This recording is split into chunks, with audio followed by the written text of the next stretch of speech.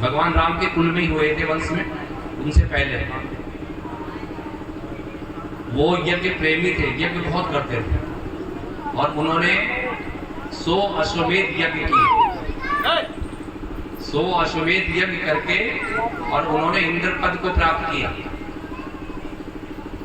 इंद्र पद पाया जा सकता है यज्ञ से।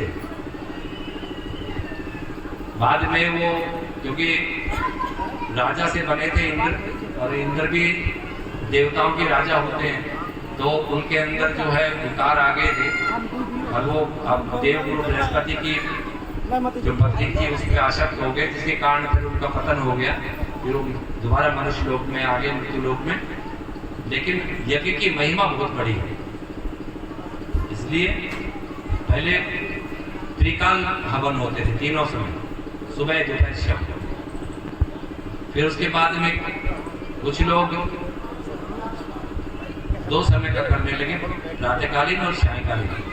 उसमें देखिए कभी भागवत में आता है जब अक्रूर जी गोकुल में प्रवेश कर रहे थे, तो उसमें वृत्तांत आता है, उस समय संध्या का समय था और जंगल में गाय के खुर से जो धूली उठती है वो धूली वो आसमान में उड़ रही थी और गांव के अंदर यज्ञ का धुआं उड़ रहा था।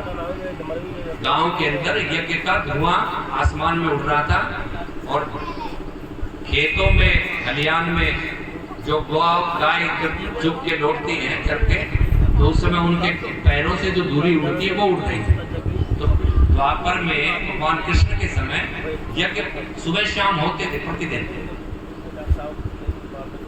फिर कुछ लोग प्रतिदिन आगे बढ़ के थोड़ा परिवर्तन होता गया, प्रातःकालीन करने लगे। अभी भी कुछ लोग तो हैं जो करते हैं प्रतिदिन। फिर उससे भी नहीं कर सके तो कम से कम महीने में 2 बार तो करना चाहिए, अमावस्या को और पूर्णमासी। अगर वो भी ना करो तो पूर्णमासी करवाओ, और पूर्णमासी भी ना कराओ तो त्रैमासिक यानी 3 महीने में 1 बार कराओ। और अगर वो भी ना हो तो हर हालत में जब अनाज पक के आपके घर में आता है, उस अनाज को सबसे पहले यज्ञ में अवश्य लगाएं। ये अन्न की शुद्धि होती है उससे। इसलिए भगवान कृष्ण ने गीता में भी कहा है, वो कहते हैं कि अन्न यज्ञ से बचा हुआ अन्न ही भक्षण के योग्य है, खाने के योग्य है। इसका मतलब नहीं कि अन्न इसमें से बच जाए, पहले अपना जो घर में अन्न आए उसे यज्ञ करवाइए, और उससे जो बच गया वो आप खाइए।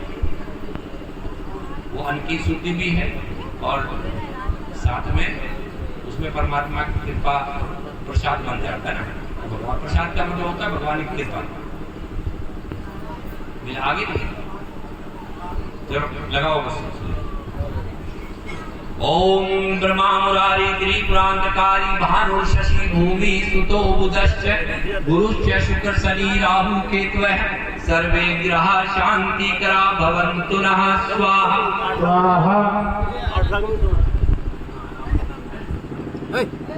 ओम त्र्यंबकं यजामहे सुगंधिं पुष्टिवर्धनम् उर्वारुकमिव वन्दनान् मृत्योर्मुक्षीयमामृतात् स्वाहा।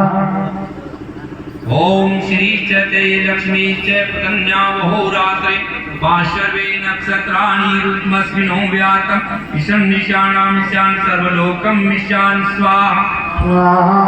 ओम यद्गन्धे प्रथमं जायमाने समुद्त्वा पुरीशान् शेनस्य पश्चाजातं त्यस्कन्धाय स्वाहा।